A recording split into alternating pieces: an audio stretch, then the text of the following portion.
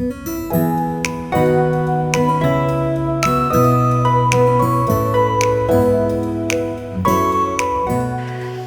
and welcome back to the channel. Hello! We were going to do another Q&A because we had a few questions still left. In fact, questions are still coming in, aren't they? Yes. But we wanted to combine it with wishing you guys a happy Easter as well. That's right. So it's a sort of little thank you as well, isn't it, really? So, yeah. Oh, but before we start with that, I just wanted to say thank you all for... we've just reached 800,000 views on our YouTube channel. That's amazing. Thank you very much. Yeah, 800,000. That's an awful lot. That is a lot, isn't it? Yeah, we couldn't have done it without you guys, that's for sure. And the milestone of 250 videos as well there for you to watch. Yeah, and a few weeks ago we hit 5,000 subscribers. So 3 big... Oh, yeah, I've forgotten that one. Yeah, we did that one. 3 big landmarks, as it were. So thank you, because without you, that wouldn't happen. So thank you. So we've got some questions, haven't we? We have, yes. So with no further ado, we'll start with one from Charlotte Whitehouse. Charlotte says, do you miss Merlin when you're not using him for your holidays, basically? So other types of holiday. Well, we don't really go on other types of holiday, do we, really? Not often, no. Merlin's sort of integral with us going on holiday. Yeah, he's the sort of style holiday we like. Yeah, he is. However, we do occasionally, and I suppose for my part, I miss Merlin being there. He seems to be synonymous with holidays for us. However, we're still very capable of having a fantastic time when we don't take him. Yeah. For your 70th birthday, you had quite a special experience, didn't you? Did, yes. We went down to Cornwall and we were in a Airbnb, what was it called? An old engine house, wasn't it? Engine house, yeah. The girls While we're talking, I'll put some film of it so you can see it. It was right next to the sea. Yeah, our children treated you and me and them to a holiday. So we all went together with, really nice, wasn't it? With dogs and everything. It was lovely. It was a really nice experience because the building itself had a lot of history. So it was quite an experience staying there as well. It wasn't like staying in a caravan or, you know, just a normal sort of Airbnb. It was something a bit special. It really felt steeped in history. Definitely was. And it was in the most beautiful part of Cornwall as well, wasn't it? And it was one of the old engine houses from when they had tin mines and lead mines down there.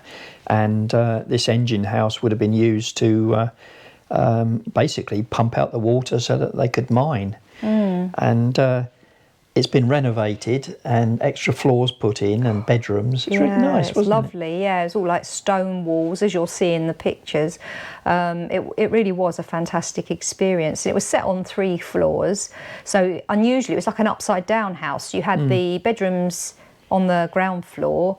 The sort of living accommodation was on the first floor and the second floor, so the kitchen, and that was on the first floor, wasn't it? Yeah. And then a beautiful, huge sort of sitting room on the top floor, and it was gorgeous because it literally, it was funny because the guy said, when you drive in, be really careful because there's a really steep curb as you actually go up to the drive, and it's true, there was like this sort of big, like almost a barrier really, but not too high, and he said that just stops the sea coming in. Fine, that's close. On very high tides it comes right comes up up there. the drive, yeah, which is close. So that's how close it was to the beach, and the beach was absolutely stunning, wasn't it? And I mean, bearing in mind this was in November that we went. The weather was good, wasn't it? We did some fantastic walks up in the hills, and it was great. The dogs loved it, the family loved it, we loved it, and it was a fantastic present, wasn't it, for your 70th? It was really, really nice. It was really special. So in answer to your... We're talking about doing it every year, aren't we? Yeah, but I don't know. A family tradition type thing. Yeah, going somewhere a little bit unusual, just for a few days. I mean, I think it was it 3 nights, I think? 3 nights. 3 nights, yeah. Highly recommend it. And yeah, so it was very different for us, not being in Merlin. And as I say, although we missed him actually being there, that was about it really. We sort of loved the whole experience. And I can't say that I missed Merlin. It was just different, wasn't it? It's different, yeah. And it's nice to do something different now and again. That's right. Yeah, I don't mean we missed Merlin being in Merlin. It's just that he kind of goes with us everywhere we go on holiday. Yeah. We're just so used to it. But it was a very similar holiday actually to the kind of holiday that we would have with all the walks and everything. That's very much what we do when we're away in the van. So Charlotte, that doesn't really answer your question, because we don't go on many other holidays, but that's probably the best we can answer it, isn't it? Yeah, I think so, that we physically miss the presence of the van, but not necessarily miss staying in Merlin when we're doing something else. Another quick question. This one's from Carlos Pappy. And he says, basically, ferry or channel? Well, for us, it's got to be the channel, isn't it? Yeah, for anyone, I know we've got some subscribers who aren't in the UK, so will they know the difference between what the channel is? The ferry across the channel, Carlos is talking about, or to take the train under the channel. In the UK here, we call it the channel. Bit of a tongue twister, isn't it? Yeah. So in England, there's in Kent, you've got a tunnel that joins us to France. So yeah, ferry or channel. Yeah, well, it definitely would be channel, wouldn't it? Because it's easier with the dogs. So much we can quicker. stay with well, it's quicker, but it's probably 3 times the price. Yeah, it is more expensive. But yeah, I don't think crossing the channel you can take dogs with you actually out of the cars. I don't think. It's such a long time since we've done it. Maybe you can help us there. Last time I was on a cross-channel ferry must have been, oh, blimey, when we went with your mum. That was... That's over 10 years ago. Yeah, well, probably 15 years ago. Yeah, when we went over to do the beer run, as it were. But but maybe they've changed the rules now, and maybe dogs can go into certain lounges. If any one of you knows about that, perhaps you could put that in the comments. But yeah, because of the dogs, I think they'd be a lot less stressed, wouldn't they, if we stayed in the van with them? I would quite like to go over to France. It's something that we are seriously thinking about. Yeah. We haven't got anything arranged. No. But we see other YouTubers such as like Getaway Geese who are doing a great trip over to France at the moment, and Life's Too Short, Ken and Carol, they've done some lovely trips over there. Yeah, and some of the CV owners in the CV group as well, they go over to Europe quite a lot. I really would like to see some of the old war. Some of the old war museums. I'd like to make it to Poland. I'm actually half Polish, and I've never been to Poland. So for me, that's on my bucket list. So I would love nothing more than to be able to drive Merlin over to Poland and back. I think the difficulty is that we've got 3 dogs who are quite elderly. So never say never, but we'd have to take a lot longer to get there than perhaps most people would, because we have to pace what we can do with them a bit, don't we? And would they be up to it, going to Europe and being away for so long? Mind you, with the amount of miles you do, if you went to France, for example, it wouldn't be any worse than going up to Scotland, would it, or some of the islands? No, that's true. It's just how do you break your journey? Yeah, so never say never. I mean, I think we will eventually go to Europe. I'd like to think so. And hopefully before too long, that'd be good. And it would be through the tunnel. Yeah, thanks for that one, Carlos. So the next question is from Roaming in Raymond. Hello both, hope you're doing okay. You actually asked what were our previous jobs and why did we move to Wales? Well, I'll do the second bit first. Basically, we moved to Wales because our eldest daughter studied at Cardiff University, and then she met her husband there. She met a Welshman. She did, and they got married and decided to buy a house in South Wales.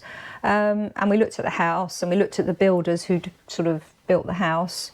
And there were lots of things going on in our life at the time. You had a very stressful job, didn't you? Yeah, and we had quite a big mortgage as well. Yeah, we were never really going to own our house.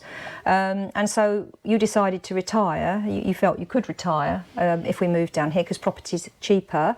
And that's exactly what we did. So we moved down here so that we could give up our mortgage. It's a nice thing to give up, really. Yeah, and sort of have a better quality of life, really. So that's the reason why we live in Wales. Do you want to start with the reason, what you did first? Previous jobs? Oh, blimey. Well, throughout my career, I think I've only had about 5 jobs. Originally, I worked in a printers. I was a lithographic camera operator and plate maker. And then I worked as a engineer out on the road repairing equipment. What did I do after that?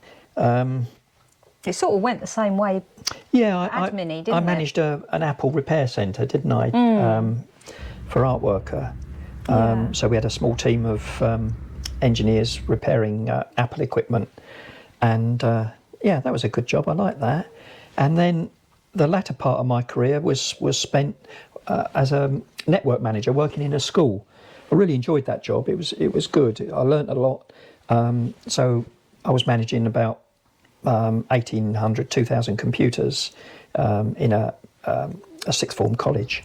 So yeah, I really enjoyed that. But it did get a bit stressful towards the end. There was a lot of demands on my time, and there were only 2 or 3 of us working there, so it got very hard. So, and that's when we decided to give me early retirement, so to speak. That's right.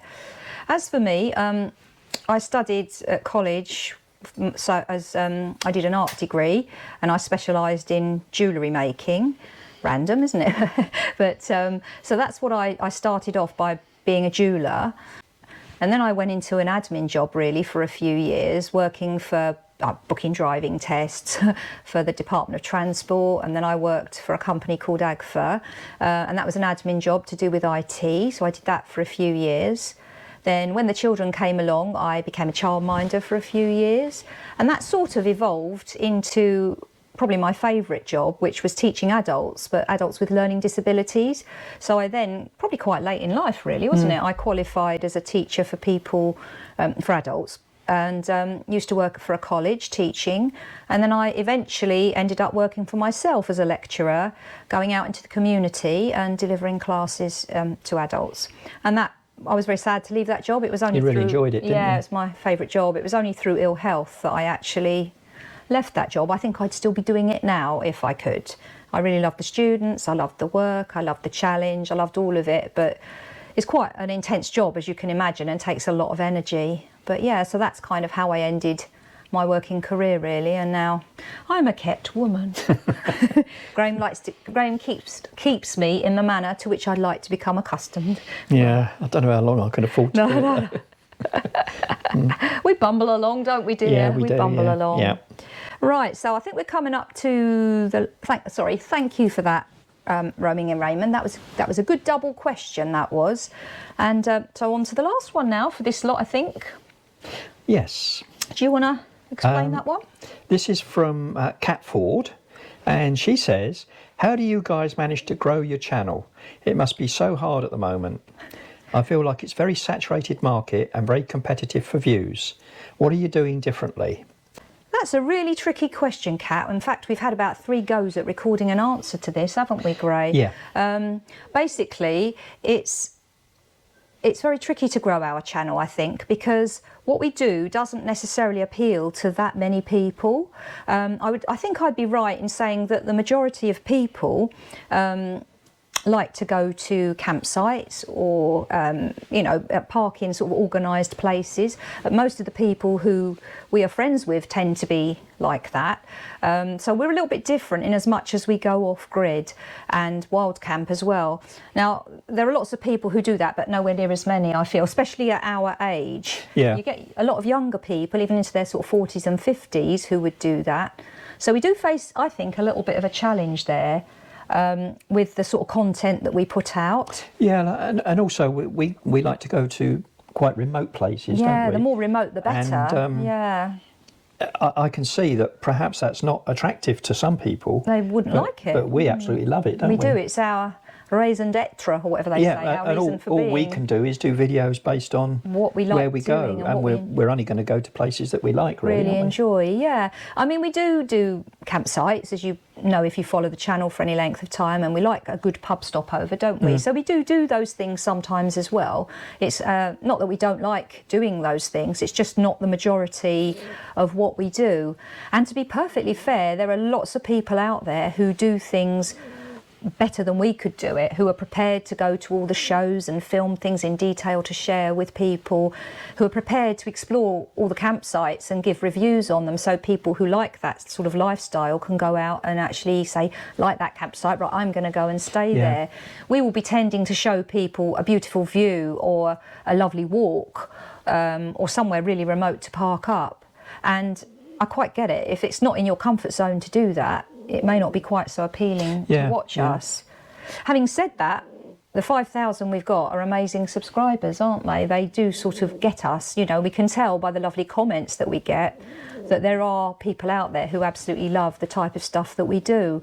So we feel a loyalty to them as well, a lot of loyalty, as well as being true to ourselves. It's quite a difficult choice though, because we do know that we could do a half decent job producing stuff that's possibly a little bit more commercial, if you like, or commercially good for growing the channel.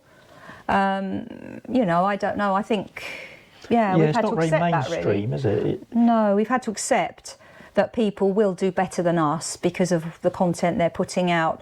But we're big enough and ugly enough now to realise that we've got to be true to ourselves and what we enjoy. You know, this life is short. We don't have a great long life, so it's important to live every day and do the best that we can with the time that we have, and that's exactly what we've dedicated our channel to doing. It pushes us, doesn't it? It pushes us out of our comfort zone. It makes us get out there sometimes too.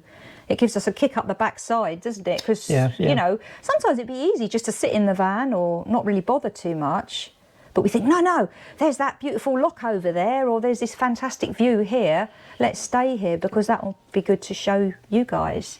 So you actually do help keep us more active too. I mean, I mean, to sum it up, as far as I'm concerned, we try to make videos that we'd like to watch, don't we? That's quite right. Yeah, when we look back on some of our videos, not all of them, but some of them, we think, I know, but some of them we think, I loved it there, and like.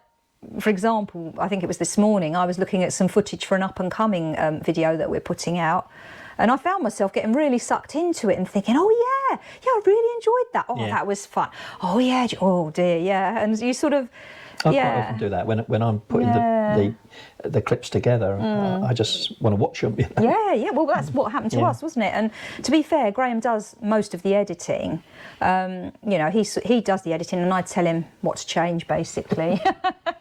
But I do the donkey work, and you do the finesse. The arty bit at the end. Sometimes you do some arty bits as well, though. We work quite well as a team, don't we? So so thank you for that fantastic question, Kat. I hope we've actually answered it. Yes, it is competitive, and we realise our limitations as well. I'd love to, you know, sometimes I think we actually do need to earn more money. It costs a lot of money to film for YouTube. It costs us more than we get back, put it that way. Yeah. I mean, Merlin, I don't count Merlin in that equation because we'd have the van anyway. But I had hoped that YouTube would actually pay for us to run Merlin, and it doesn't come close, which is really sad, because maybe one day we won't be able to afford to do this. You know, I know that's a sad thing to say, but if we don't get the support on the channel, at the end of the day, you have to be realistic and, you know, think, you know, can we afford to lose money, really? Yeah. So I know that's a bit sad. So if you're feeling sorry for us, please comment, because that will help. It will help, as will subscribing. Yeah, all the comments drive the algorithm that YouTube uses, so that, the reason that most YouTubers want people to make comments is that it makes YouTube say, something's going on with this video, let's push it. So I don't know if you knew that. The more comments that are made, it actually helps to spread the video. Yeah, it does. It sort of almost perpetuates it. Yeah, it sort of snowballs. That's the word I'm looking for. Yeah, you might think to yourself, well, why bother? Is commenting that important? It's just me saying something. Yeah. Well, two things. A, we like to hear what you want to say, but B, it does drive this damned algorithm. Yes. And it makes things happen. And if you just give us a thumbs up and say, great vlog, or even just, if you don't feel like the thumbs up, just say, would have been interested to see more of this or less of that, or we don't even mind. If it's honest criticism, please feel free. Yeah, that's quite hard, because you get a lot of contradictions and you can't answer everybody. No. You can't solve the problem for everybody. No, but feedback, positive or even critical is good, even if it's that you're not, you know, Graham's right, we can't say, oh yeah, well, we'll change what we do based on the criticisms if we get them. But don't feel you always have to say lovely things. If there's something you want to say that's more... Just say gobbledygook, because the algorithm doesn't know what you're saying. Yeah. We're not asking you to be rude, though. Yeah. Does it not know? I don't know how clever it is, to be honest. Will it pick out words? Who knows? Does anyone know? You could put that in the comments as well. But yeah, please, if you're watching our vlogs and you think, oh, that was nice, but I've said it's nice so many times, I'm not going to bother, please do say nice, even if you just say nice, if that's what you think of them. It will help us, because we are, yeah, it is hard to grow the channel. So we do need to sort of focus on trying to do that so we can afford to carry on, really. Which brings me rather nicely on to the Buy Me a Coffee. Yes, as you probably know, we've been using the Buy Me a Coffee. We've been using it for Buy the Dogs a Treat, and that's worked fairly well, hasn't it? Oh, we've had some lovely There's been some lovely comments and people who've donated treats for the dogs, and they've got little fat bellies because of it. But no, what you've tended to try and do is buy them really good quality treats. Rather than cheap treats. I'm trying to, whenever they get money for Buy Me a Treat, we'll buy something like Lily's Kitchen, which is better for them, really, rather than just the normal dog biscuits. And what Ellie's been trying to do recently is to put out, I suppose you'd call it a newsletter type thing, to the coffee supporters, they're called. And you want to enlarge that, don't you? I do. I'd like to open it out so that you can choose, actually, if you do decide to donate, and we do realise that times are hard for a lot of people, so there is no obligation. But if you want to sort of help us financially and you're already a subscriber and you think, do you know what, I would like to help the channel a little bit, you can, for as little as £1, you can actually buy the dogs a treat or buy us a coffee. And if you say on your little comment whether you want it to go towards the dogs treats or you want it to go towards supporting the channel, then we will make sure that the money goes into the right place. Can we not have a Buy Me a Doom bar? Yeah, or buy Graham a beer. That sounds good, doesn't it? Yeah. That would be amazing, because that would really help the channel. And I will be trying to put out newsletters which will be Just to be clear, Ellie will explain what she's trying to do with the newsletters, but just to be clear, you only have to make a £1 donation once, and that gets you onto the mailing list. And you don't ever need to make another donation, but you're then on that mailing list, which we want to try and grow, so that Ellie can do her newsletter. Yes, I think what Graham's saying is that you're not obliged to pay every week or every month. It's not a subscription where you're committed to having to pay for things when you can't afford it. You just literally do it as and when you feel like it. So if you think, oh, do you know what, I'd like to do that, I haven't done that for a few months, then that's your opportunity. You can do it whenever you like, whenever you want to do it. The point of the newsletter is going to be to give you the heads up, really. Those of you who do buy the Dogs a Treat or us a coffee will have stuff and pictures and things that perhaps you won't see in the vlogs or on Facebook. It'll be something special for you, and that's what I'm working towards doing at the moment. So it'll be exclusive for people who do that. So I think we've chatted on long enough, and we just really want to wish you a happy Easter. The weather here is pants at the moment. I don't know what it's like where you are. It's been raining and storms and wind. So I hope wherever you are, you've either got snow or sunshine or spring weather. And that you all, if you're travelling, stay safe, and that you have a happy Easter. Please do not forget to like, subscribe, and what's the other one? Comment. That's it, comment. What were you talking about? Commenting. Kick that old algorithm into action. Kick the algorithm on Facebook, and let's see how quickly we can get the channel to 6,000. That would be good, wouldn't it? Yeah, I never thought about that. So please do have a happy Easter and stay safe and well, whatever you're doing. Oh, look. I just got to say this. We were just recording our ending, wishing you all a happy Easter and telling you to stay safe, whatever you were doing. And we've just got our first comment on tonight's vlog. And someone, Irvin's Lens is this guy. Let's have a little look. Excuse me a minute while I try and work my phone. Irvin's Lens says, absolutely gorgeous film, guys. Video with a heart. And that's nice. And that's just popped up on my phone now. And how lovely. That's what we're about, isn't it? Yeah, yeah. That's what we're about. So thank you, Irvin. If you're watching this, you've got a mention. Oh, well, we could sit here and other people. Come on, send your messages. Comments in, and we'll mention. We'll mention your name on I think YouTube. that's called a live feed. one. Except a live, recorded, edited. Right, we really must go. Yeah. So happy Easter, everybody. Easter, everyone. Stay safe. And if you're stay away, well. yeah, and if you're away in your vans or your caravans or your tent, or just on your feet, or your Airbnbs, whatever you're doing, have a great time. And if you're cozying up at home because of the weather being rubbish, enjoy that as well. And if you're bored, watch Wizard in the Wild. There you go. 250 videos plus. Oh yeah, that should keep you going. Nice chatting with you guys. See you next time. Thanks. Bye. Bye.